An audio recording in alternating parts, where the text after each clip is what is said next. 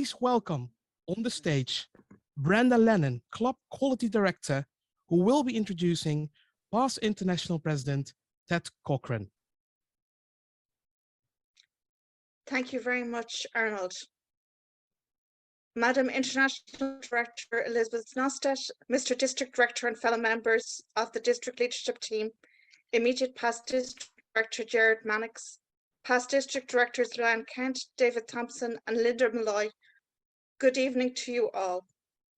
It is my great pleasure to introduce Ted Corcoran for his talk on the history of District 71.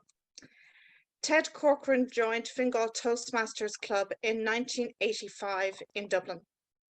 Having served at club and division level, he was elected District Governor of District 71 for 1994-95 and led the district to President's Distinguished status, finishing second in the world in achievements that year. This led to his election for a 2-year term as an international director in St. Louis, Missouri in 1996, representing all the Toastmasters in the rest of the world outside North America. In 2000, in Miami, he was elected third vice president and went on to serve as international president in 2003-2004, the first and only European to date to do so in the 98-year history of the organization. Ted is an honorary member of several Toastmasters clubs and regularly attends both the Fingal and Swords clubs in Dublin.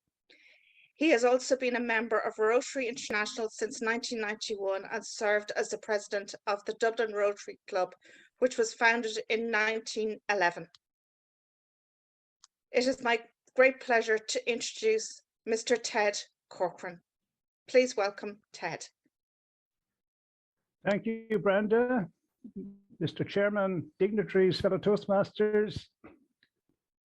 In the last session, I covered how Toastmasters came to England and then Scotland and then became District 18 and how it grew in the 40s and 50s, and then how it started to fade away a bit. And there was the beginning of the debate, which eventually led to the Territorial Council of the British Isles severing its links with Toastmaster International in 1972. One could understand why they did that in a way, in the sense they had been downgraded from a District 18 to a Territorial Council. But I think most importantly, the fees were to be put up from $2 a year to $8 a year, which was obviously a lot of money back in those days. But then Toastmasters International was forced to do that because I met this man, Davenport, who was an international director back in the 60s. And he told me that in that decade, a number of directors had to advance money, cash, to the organization to keep it afloat. And when Terry McCann took over in 1974, he told me, when I thought of asking him, in 2001, it took me a long time. When I said to him at a function in the old headquarters, I said, Terry, what was the organization like when you took it over in 74? He said, we weren't making enough cash flow sometimes to pay the staff. So you saw there were two competing forces. TI needed to get more money, and the Scots felt they were getting very bad value for it, so they parted. So today then, we'll deal with from 72 on. There was very little growth, from 72 on to the early 90s. There was very little growth in the 70s. Although the Blarney, Clonakilty, Waterford and Dunleary Ennis clubs were chartered in Ireland, overall the number of the clubs in the district declined to slightly more than 20. Remember that there were 31 clubs when the breakup happened, 21 England, 3 Scotland, 7 Ireland. So the number of clubs in Ireland doubled, in England halved, and the 3 Scottish clubs disappeared completely. And things didn't improve much in the 80s. 15 new clubs in Ireland and 9 in England were chartered in this decade. There may have been more, but they no longer exist. Numbers of new clubs chartered each year range from none in 1982 to what was then a remarkable 5 in 1984. These 5 were Crusaders and Clonmel in Ireland, and Camelottenham, Maidenhead, and Newbury in England. As I said, of the 21 clubs in England in 1972, only 6 had survived to 1987, while the 3 clubs in Scotland had all disappeared. However, in Ireland, of the 7 clubs in 1972, 6 were still there 15 years later. And these were the bedrock on which new clubs grew in the 2 largest Irish cities, i.e. Dublin and Cork, and eventually spread to their hinterlands. Accordingly, by 1987, the club balance had swung entirely from England to Ireland.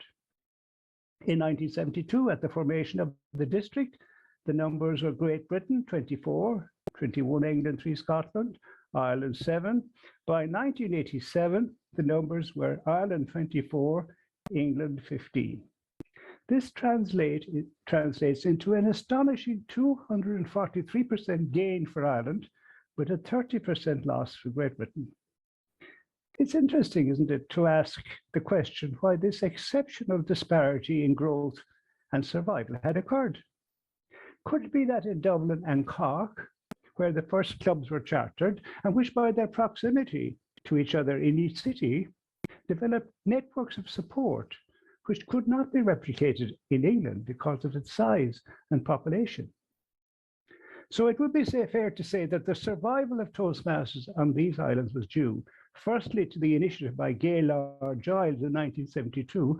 You remember he was a former district governor from District 16 in the state of Oklahoma, and he came to work in England, and he formed Toastmasters Club. And when the Scottish clubs left, he brought the rest together, because he brought the 21 English clubs, which formed the basis of the new district.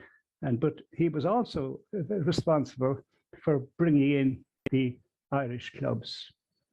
So in this year, in 2022, of these 6 Irish clubs, 5 are still in rude good health, while the Clonakilty Club has morphed into West Cork Toastmasters. Meanwhile, Aylesbury, 1956, Epsom and Oxford are likewise doing very well in England, but in the District 91. Now, this is interesting. It is interesting to note that it took until as recently as 2008, about 40 years later, for the number of clubs in Britain to again exceed those in Ireland. So while the English kept us going when the breakup happened, Ireland stepped up to the mark and grew the district until 2008. Right, so let's move on to contests in the 80s.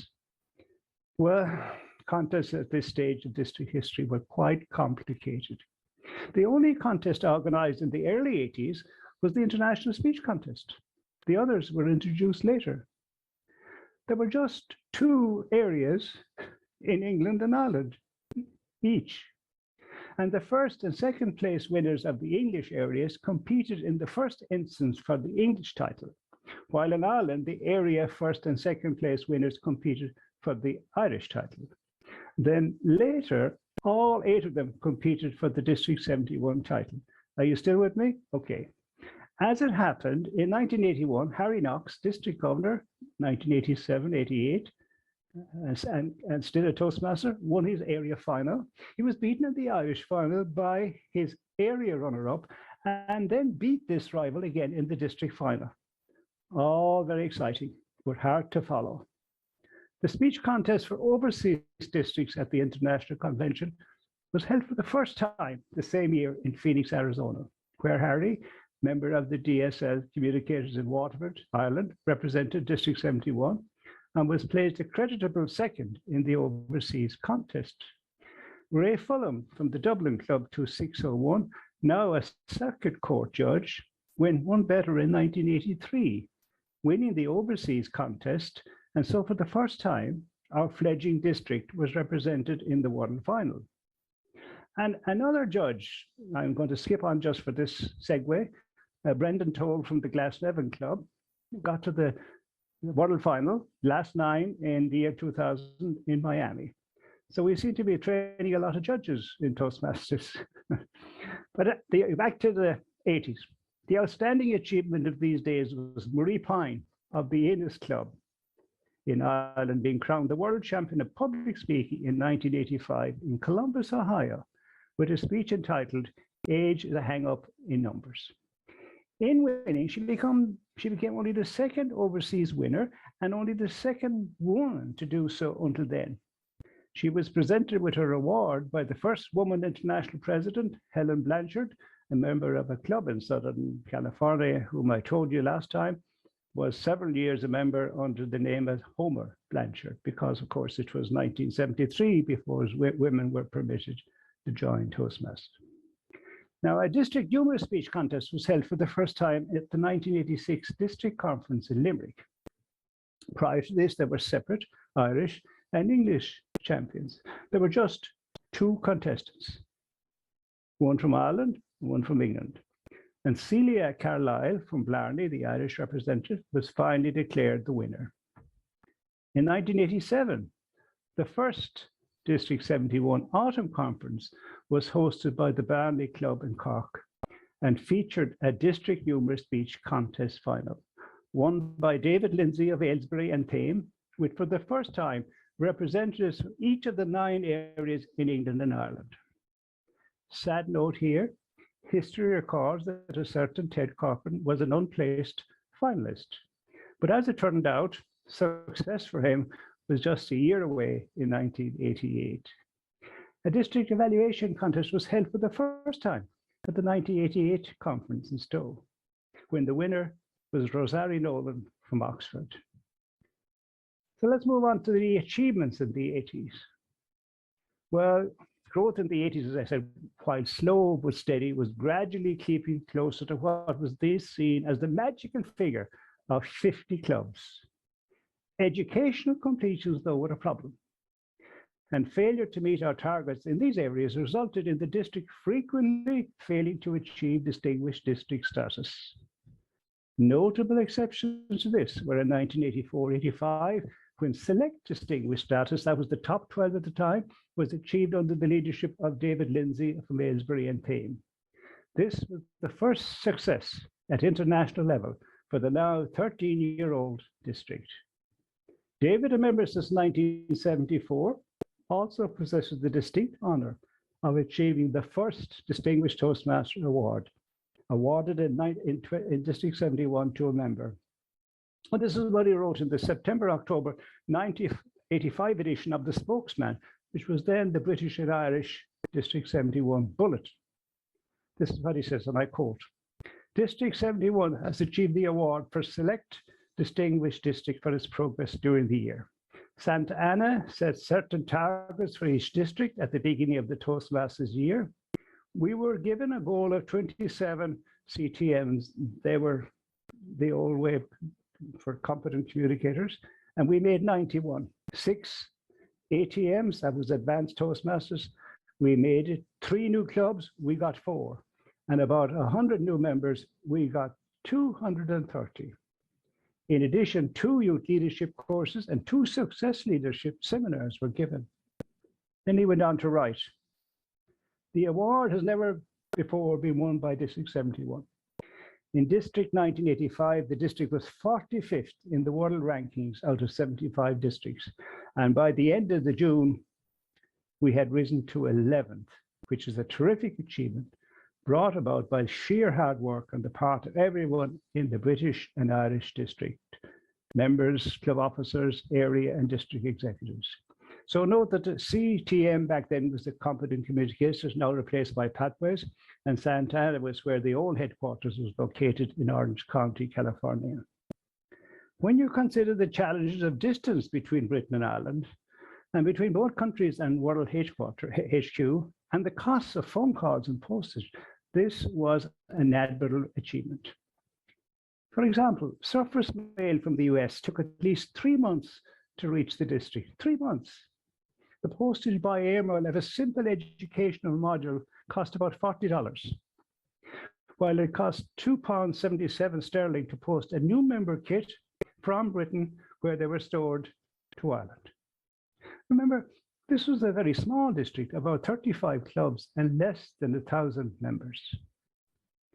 Equally meritorious because they faced the same challenges were the achievements of Harry Knox in 87-88 and Joe Prendergast from the Clonmel Club in 1989-90 in achieving distinguished district status. One can't omit either the achievements of the other district governors during this decade who kept the show on the road in difficult circumstances. These were Andrew Ducker from Oxford. I believe there's a trust called after him. I think he probably died young or something. I know the Andrew Ducker Trust was always associated with Oxford. Mike Murdoch, Shillelagh, 80-81. Gerald Keane, Grosvenor Square, 81-82. George Gallagher Daggett, Oxford, 82-83. And then Mary O'Connor from Waterford, 83-84. And she was a regular attender at Toastmasters conference right up to the 90s. She served as the first district governor from Ireland after 4 years of service from the aforementioned. Then we had Mary Dwan from Dunleary, 85-86, and she finished up in Sligo somewhere because I met her at the formation of the Sligo Club way back. Norman Rhodes from Maidenhead, 86-87, who received the international president's. Can you hear me? Can you hear me?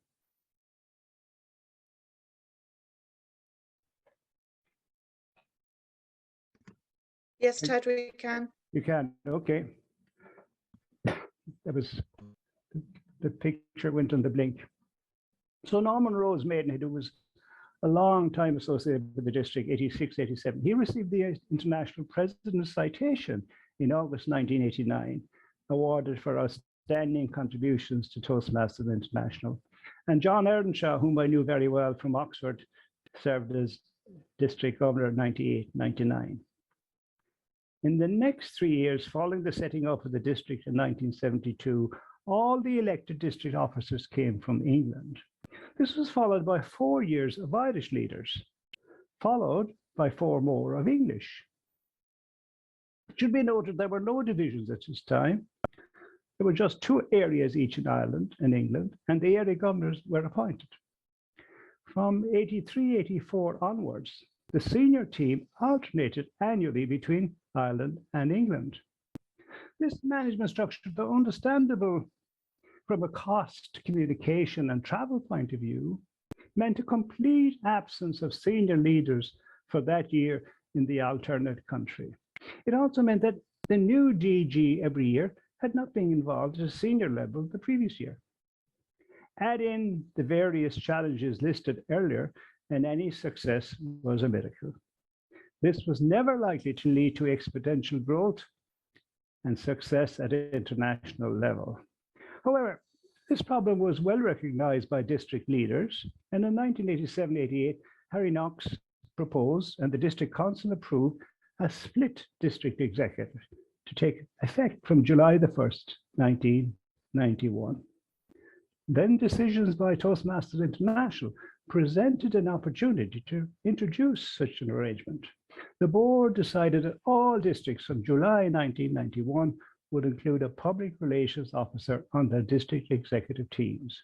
And also in the case of District 71, approved a split executive between Ireland and England.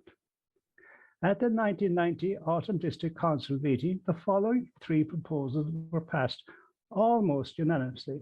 1, and I quote, that would affect from the district administrative year 91-92, the position of public relations officer be subject to election by the District 71 District Council and subject to satisfactory performance be in line for progression through higher executive officers. 2, that the structure of the split district executive be divided equally to England and Ireland in such a way as the district governor and LGM be elected from the alternate country to the educational training lieutenant governor and public relations officer, and that this will take effect from the district year 91-92 as previously approved by the District 71 District Council in spring 87-88. At the 1990 Autumn District Council meeting, these proposals were passed almost unanimously. In the explanatory notes distributed with these motions, it is stated that in reference to Proposal 1, in consideration of the options, the 1990-91 District Executive believes a fourth elected district executive position would facilitate the even distribution of elected officers between England and Ireland in executing its requirement to provide a split district executive from the 1st of July 1991. And in reference to Proposal 2, it is stated, in order to prove the quality of leadership, the District Council approved a split district executive to take effect from 1st of July 91. Until now, from 1988, a gentleman's agreement has ensured that the elected district officers were drawn from either England or Ireland on an annual basis. This ensured fairness for all members seeking the experience and leadership opportunities in the face of weighted voting power, whose bias is capable of swinging drastically between the two countries, currently 66% Ireland, 33% England. The 1990-91 district executive are conscious of the need to retain this fairness of opportunities for all future members. The benefits of a split executive are evident: enhanced bonds between England and Ireland, improved continuity between annual district executives, accelerated progress of members through leadership training at district level. The 1990-91 district executive sought advice from headquarters, TI, its directors, and from District 45, Northeastern USA and Canada, where such a system already existed. The system proposed had operated successfully for several years in District 45 and also in the Bahamas, the only other district with a similar situation at the time. And up to last year, District 82 in Tamil Nadu in the south of India and Sri Lanka were all part until Sri Lanka took 82 and went off with it, and Tamil Nadu became District 121. It was decided that in year one, the district governor and LGM would be elected from country A and the LGET and PRO from country B. It was understood that these positions would alternate each year, so that in year two, the DG and LGM would be from country B, while the LGET and PRO would come from country A. This arrangement has worked very satisfactorily since and has played an important part in our district's success. But may I say that looking at the nominations for this year, there's an Irish, Brenda is nominated for district director.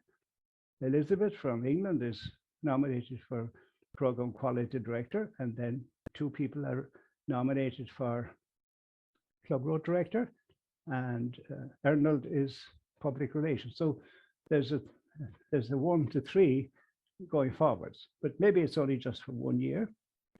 Now, moving to other matters of interest in the 90s. Remember, it was November 1990 before the Grosvenor Square, chartered in March 1980, had a companion club in London. Would you believe it? 10 years. This new club was London Corinthians, and its membership principally drawn from the southern hemisphere of South Africa, Australia, and New Zealand, brought a very different vibe to Toastmasters in London. This club went on to spawn very quickly the new clubs, London Athenians and London Spartans, the latter only surviving a few years, and London Cardinals in 2004. Now, 30 years later, there are some 60 clubs in London. But it took an American to get the show on the road. London Corinthians was mostly the work of Lee Wagner, a Toastmaster from Arizona who come to live in London with her husband. Joining Grosvenor Square, after a while, she began suggesting forming a new club in London. How dare she? This not did go down well, at all well, with the Grosvenor Square membership, who vehemently objected on the grounds that it would take away from its membership pool of several million. But Lee persevered, and as you can see, she went off and started this London Athenians, and they spread very rapidly. So Lee served as the first president of Corinthians in 1991, followed by Graham Barber in 91-92, and my very good friend, Mike Silverman in 92-93. And Mike went on to serve as the governor, District 71 governor in 97-98, achieving select distinguished and number 7 in the world, and now is back home living in New Zealand with his family for several years.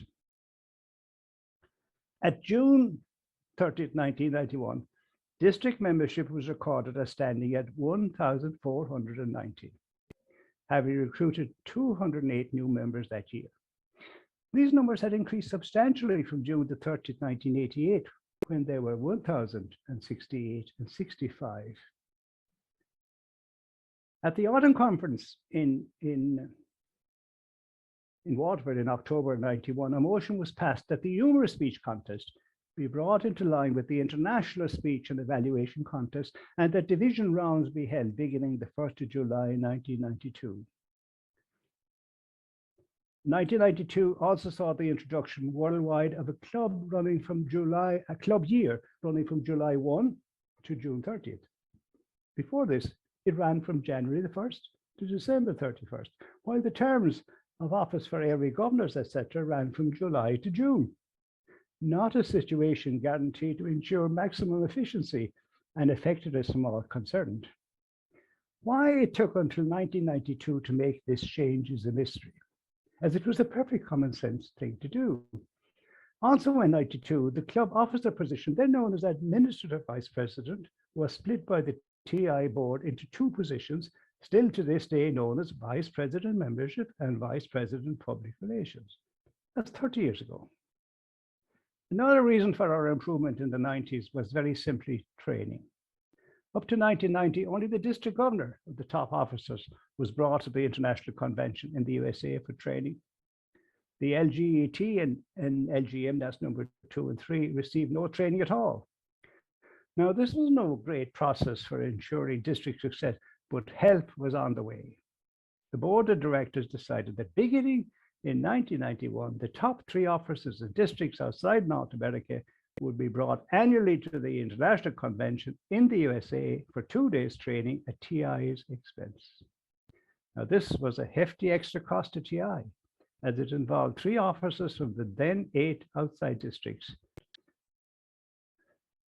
So in August 1991, for the first time, our top 3 officers, namely District Governor Merrill Coe from Aylesbury, LGET Brian O'Connor from Crusaders, and LGM Norman Fox from Maidenhead, traveled to Atlanta, Georgia. I, the humble public relations officer, was left behind.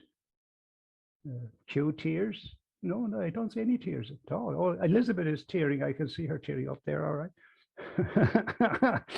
This decision by TI exposed these officers to the wider world of Toastmasters. And certainly in my case, when as LGM the next year in 92, I went to Las Vegas.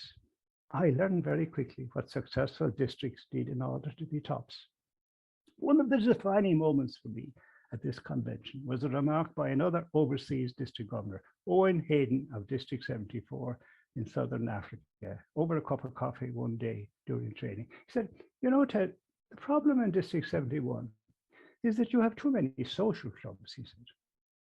Although at first it hurt a little to hear this, I realized it to be only too true, as demonstrated by our slow club growth and low educational achievements. Later that week in the Dunes Hotel, sadly no longer a hotel, but now the site of the lake in front of Villaggio, the Club Excellent program was born. Brian O'Connor, Norman Fox, and I quickly agreed both the principle and the detail of this new program. It was then ratified and introduced later that year at the autumn conference in Gatwick in October 1992. Simply explained, it had 3 grades of achievement. The top, or gold award, had 9 goals. The second, or silver, had 8. The third, or bronze, had just 6. Each goal, from bronze to gold, demanded ever higher achievements. I could have never imagined the effect this program would have on the fortunes of District 71. The club is obviously like its simple structure, its choice of goals, and above all, this measurement of quality standards. Rather than the district officers always demanding more and more new members, more educational achievements, these officers are now perceived as a resource to help the clubs achieve their goals. It was truly a win-win for club, area, division, and district alike. At June 30th, 1993, after less than a year in place, club members had increased from 57 to 65, 14%. Dues payments by 19%, CTMs by 108%, and advanced Toastmasters by 150%. Suddenly, almost overnight as it were, District 71 climbed from 70 plus in the world to number 6. We were a very proud team indeed to be present at the International Convention in Toronto in 1993 and watch our Brian O'Connor from Cork seated at the very top of the top table and later join at the Hall of Fame to achieve our President's Distinguished Awards from International President Benny Ball. In the next few years, the district achieved Distinguished number 25, President's Distinguished number 2, Distinguished number 13, President's Distinguished number 6, and Select Distinguished number 7. President's Distinguished Award was at that time awarded to the top 6 districts, Select from 7 to 12, and Distinguished to all other districts who meet the TI goals. Less than half of the districts worldwide achieved Distinguished or better any year. In the next and final session, I'll talk about the amazing rise of District 71 in the world rankings and how our Club Excellence program was turned by TI into what is now known as the Distinguished Club Program, and how this outstanding growth led inevitably to the reformation of the district in 2014. I rest my case for today.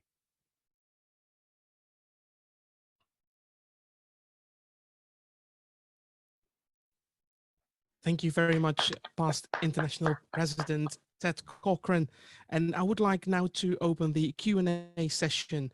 The chat is open and will be again moderated by Sue Burnett. So please, if you have any questions, use the chat or raise your hand.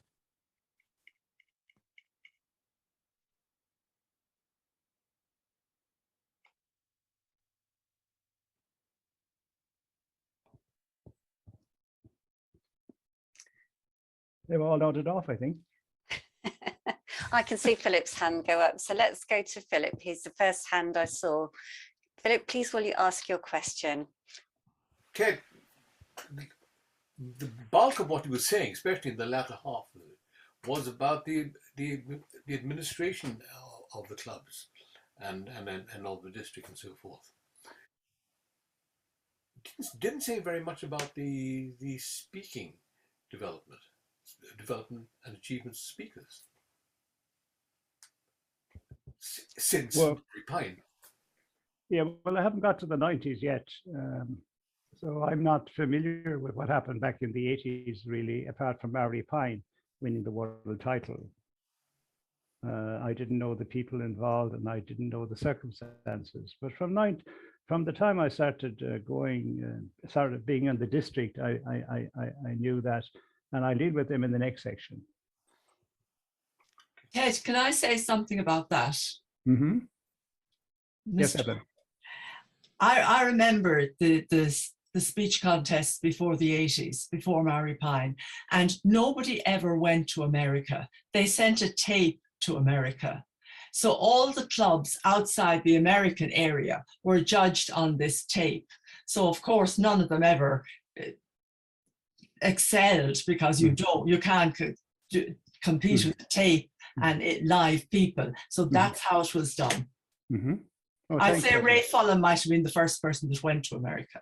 Thank you. If you bump into Philip sometime in the next week or so, you might tell him that, would you? If I see him around, see him, keep your eyes open. Thank you. For the people who don't know, Evelyn and Philip are married to each other and live in the same house. That's great. Thank you, Ted and Evelyn, for that. I saw Paddy's hand go up. So Paddy, would you please ask Ted your question? Yes. Hello, Ted. Hello, Paddy. Thank you very much for your presentation. About 1980, we had the district contest was held in Dunleary. And that year, from memory, it was won by a lady from Oxford Speakers Club. Mm-hmm. The problem was that the professional recording for the sound didn't work. It was useless. But I had a cassette recorder and I had asked permission and the organisers reluctantly allowed me to put my microphone on the podium. I got a phone call on the Monday morning from Pat Dullahan, who was district governor twice. Mm-hmm. Some of you may remember Pat Dullahan. A phone call asking me about my tape. Mm-hmm. And so I said the tape was fine. I sent him the tape, and it won the world speaking contest on tape on that year. Mm-hmm. Wow, that's amazing. It is. It is. Well done, Paddy. That was a stroke of luck, Paddy, that you had your mobile phone with you back then. Okay, do we have any more questions coming in?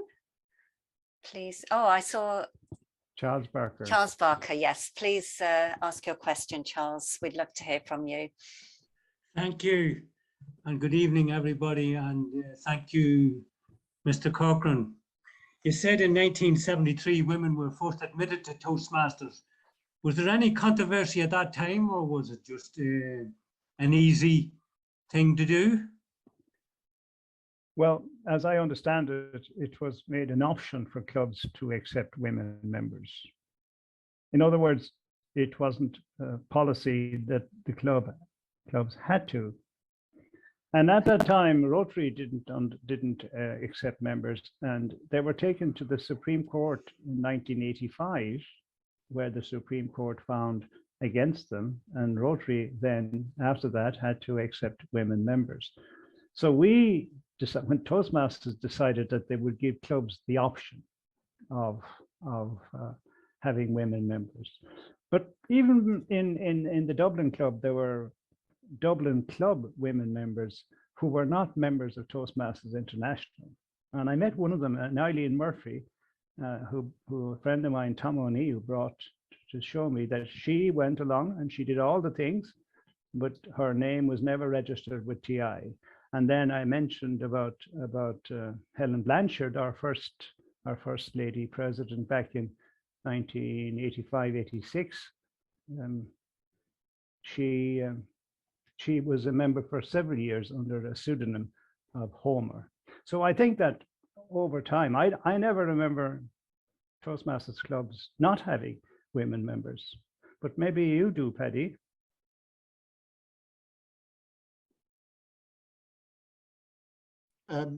No, I joined in '74, and there were a few of the founding members had their wives as members, but they were fully registered then, so can't speak before then. Okay, well, that's fine then. That engineers took the cue from Toastmasters International and admitted women. And do you think that women members now are 20% or 30% or even maybe 40% of the entire Toastmasters population? Anybody? Higher percentage than that, Ted, I'd say. I'm just testing the audience, Brenda. I give you the exact figure. The exact figure. Are the men all sitting down? Are you all sitting down now? Because I don't want to give you a fright. At the minute, at the last Dan Rex report, it was 55.6% of the membership are women. Isn't that a big jump from 1972 or 73? 27 and 22. Well, it's 50 years, of course, almost. But 55.6%. It's interesting because I think that this has been not just in the Toastmasters arena, it has been similar in other arenas as well, that women have been excluded for a long period before they've been allowed to participate. Mm-hmm. So it's great to see that things are changing, Mm-hmm. and we're encouraging women to speak up, which is brilliant, and Mm-hmm. to participate, because they're just as capable as participating as anyone else, in my humble opinion. So do we have any more questions from the audience for Ted? Can I make a comment? Of course. I just think it's interesting. I did think that there was more women than men, and I think it probably is. Someone made a comment there about the leadership in the chat, and I think it is that women have to be twice as good, in particularly where work is concerned, to be accepted. So I think that they have seen delight where Toastmasters is concerned and see that the leadership is a great opportunity. But I would like to also comment that that hasn't happened in Rotary. There are still more men in Rotary. I think it's about, Ted may not argue with me, but I think it's still about 25% women to 75% men in general. So that's an interesting thing. We'll say we're trying to collaborate between Rotary and Toastmasters, and that's one area where we haven't, where Rotary hasn't developed. That's right, Bernadette. And I know one club in Ireland that has refused to have women members up to this day. Would that be Mullingar? No, no, I won't mention any names. Thank you. But a bit of history has appeared on the screen. One of the people who left Toastmasters International in 1972, Jerry Dunn, is back on screen here. Hi, Jerry. That's a joke, Jerry, of course, at your expense. Well, Ted, thank you for making that clear, because you know some of the audience were confused. Oh man! So how are you keeping, Jerry? Have you a question for me? Well, I do have a question. I seem to remember. I am old enough to remember the Reformation and the establishment of D91. Mm-hmm. So how do you see the next Reformation going? Because I know you've got a tremendous reputation for predicting the future. Well, as we all know, that when districts come to about 200 clubs, Toastmasters starts talking to them about reformation, and it's probably stalled now with the COVID, but will come back again. And the last time there was a great to-do about where the line would be drawn. Would it be England, Wales, and Scotland on one side, and Ireland on the other side? But the people who were putting that forward forgot the population. So, I mean, the population of those three countries is probably near 60 million, and Ireland is 6. So there was no way the board was ever going to divide a district into 60 million on one side and 6 on the other. So what happened was we had District 91 on the south end of England, and then District 71 is the centre, Scotland and Ireland. And probably with the population the way it is, that it could very well happen that there'd be a piece of 91 put in with a piece of 71, and the rest of 71 upwards to Scotland and Ireland would be the new district. But when that will happen, or would it happen like that? I have no idea. But I'm using my forecasting skills based on past history and past knowledge. The Toastmasters International Board will always try to bring equilibrium into and fairness into the Reformation. Thanks, Ted. That's amazing. Now, I've had a question in the chat, which I think is an easy one for you. And then I'll move to Nikki, because I can see some hands going up now. Right, so Ted, have you written the history of the district, or are you planning to write the history of the district? We're dying to know. The answer to that is I definitely am not going to write the history of the district. Okay, well, thanks. And the reason is, well, kind of obvious. I've already written it, and it's posted on the District 71 website. Brilliant, thank you. Now, Nikki, I saw your hand go up, so please, will you ask your question? So it wasn't really a question, it's a comment. I'm from District 74, and some of you may know me, which is Southern Africa. And what I wanted to say that we do have a men's only club in Southern Africa, here in Pretoria, which is the capital of South Africa. But also, ladies, relax. We have a number of ladies only clubs in Southern Africa as well. I'm not sure that it's the right thing to do, but I do think that if we can have men's only clubs, we can have ladies only clubs too. Thanks, Sue. Thank you, Nikki. And you'll notice she mentioned Southern Africa. A lot of people say South Africa, when in fact, there are 12 countries in District 74. 12, can you imagine? And well done. And Owen Hayden, I'm afraid, passed away a few years ago. Yes, he did. The guy who gave me the the tip off over coffee. So can I finish today with a funny story against myself to show you that you should always be prepared when you go to international conventions? I was in Toronto in '93. I stayed in a bed and breakfast. I phoned up. It was 10 minutes away from the hotel. No problem. When I got to the B&B, I found it was 10 minutes away if you had a car and drove in the 401. So I turned up at the Hall of Fame dressed in a t-shirt and casual clothes, and to my horror, I then discovered we were going to be introduced on the stage. Now, David Lindsay from England was there, and he had a jacket. So he said, I'll loan you the jacket. Can you find a shirt? So I went over to one of the people who were helping, and I said, could you find me a shirt anywhere? And she said, a shirt? Okay, let me see. And she came back 5 minutes later. She said, this man will help you. And off I went, and he brought me into the bathroom, and he took his shirt off, and I put it on, and I said, I'll be back in 5 minutes. I wasn't back in half an hour. And he's in the bathroom, and his two kids are outside the bathroom, a boy and a little girl. And the boy went in, and apparently he said to the dad, Dad, where's your shirt? And he said, an Irish guy has run off with it, and I don't know when he's coming back. And he wrote a humorous speech, and he got to the district final with that speech. And there I was in my jacket, in his shirt, and we went up. And if there's a photograph of the '93 Hall of Fame, I'm in it with a borrowed shirt. Back to you, Sue. Well, thanks, Ted. I can see some more hands up. So I'm going to go to Philip Campani next, and then to Evelyn. So please ask a question, Philip. Okay. You mentioned a significant event taking place, or significant decision taking place at the Autumn Conference in '92. That was my first Toastmasters conference, and it was a terrific occasion. Now, sadly, those autumn conferences have disappeared. Is there something that we can do to revive them? Well, that's a question that's been asked quite a lot. And Elizabeth is there sitting on the board. And I'm sure that there were very good reasons for stopping autumn conferences. They were taking up an enormous amount of time and energy from the district leaders. And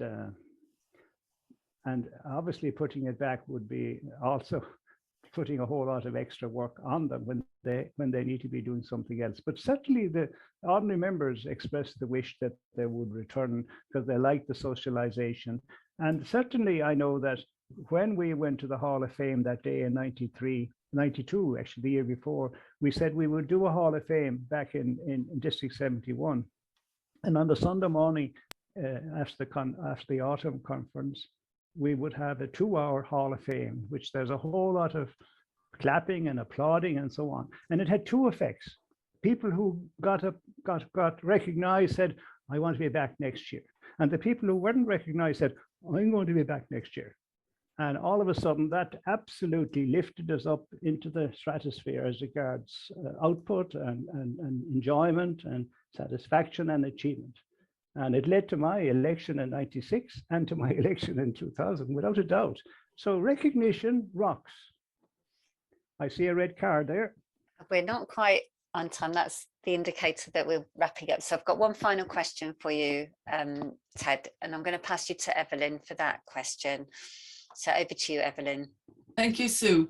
Sue, it's not a question. I just want to say to Ted, I really enjoyed your presentation, Ted, because I lived through every moment of it, so I knew exactly what you were talking about. Mm-hmm. But I want to tell everybody here that's been at this event this evening that one amazing thing happened to District 71, and it really lit a fire under District 71 and made it the great district that it is today. And that was the membership of Ted Corcoran. Oh, geez, thank you. Thank you very much.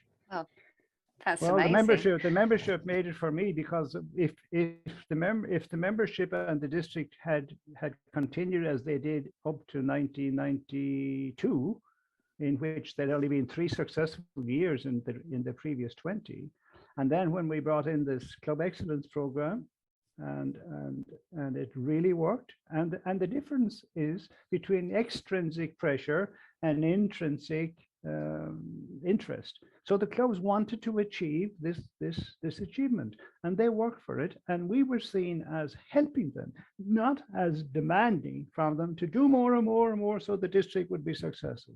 For most people, the district is somewhere away in a faraway mountain and never see it. So we changed the focus from external pressure to internal goals and achievement. Excellent. Thank you so much. It has been a great pleasure and honour to share this history with you all, and thank you for all your questions. So I'll now pass you back to Arnold for the closing of the meeting.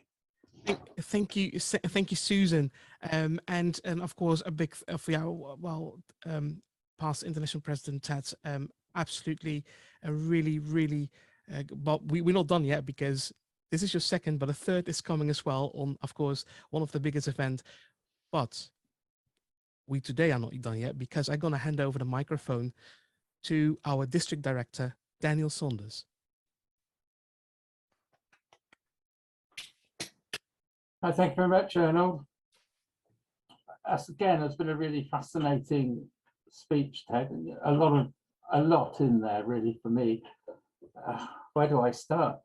I mean, the logistic problems that you described, things taking 3 months to get from A to B, and things taking a lot longer to get from Britain to Ireland. And boy, can we relate to that now. I've got next to me an orange tub full of parcels that didn't make it across the Irish border and got bounced back due to customs errors. And so Eileen and I have been working hard all year to work towards better logistics within the district. And it is still quite a big challenge. And the other thing that I really picked up on tonight was the PRO that got left behind. And I noticed that a lot in my tenure with the district, and that the 3 of us are invited to go to training and 3 of us are left out. And I've always felt that there was a bit of a problem with that. And I would have really have liked to see my whole district leadership team treated as one family, not as 3 trio and 3 non-trio. And yeah, this is a challenge there for me as well, that 3 get left behind. And fortunately, within Region 10, Elizabeth Knowstead and our regional advisors have put together training that fills in many of those gaps. We have the soft skills training in June that's been organised within Region 10 that includes the whole DLT. So that's really good. And the other thing that I really got a lot out of tonight, one of the jobs that I have got in front of me is to actually get the district's procedures, its lists of gentlemen's agreements, its lists of motions that have been passed in the past, actually documented so that we know what they are, because they're just passed word of mouth, and that gets misinterpreted as the years go by. And so it's been fantastic to hear that it was in 1991 that we brought in the idea of the split district executive that we tried to copy to this day. The elected PRM post came in then as well. So thank you for that. I can now grab that and say that's when it was decided. And a few things like that. So that's that great job tremendously in doing that. So it's been a while since, as far as I can tell, we've had this kind of organised districts procedures manual. We should actually have a copy of it on the website. I'm working on that. Right. So we've got a lot to learn, and I have heard your tips about the DCP and before that the Club Excellence Programme. And the success to it lies in it being an intrinsic motivator, not an extrinsic one.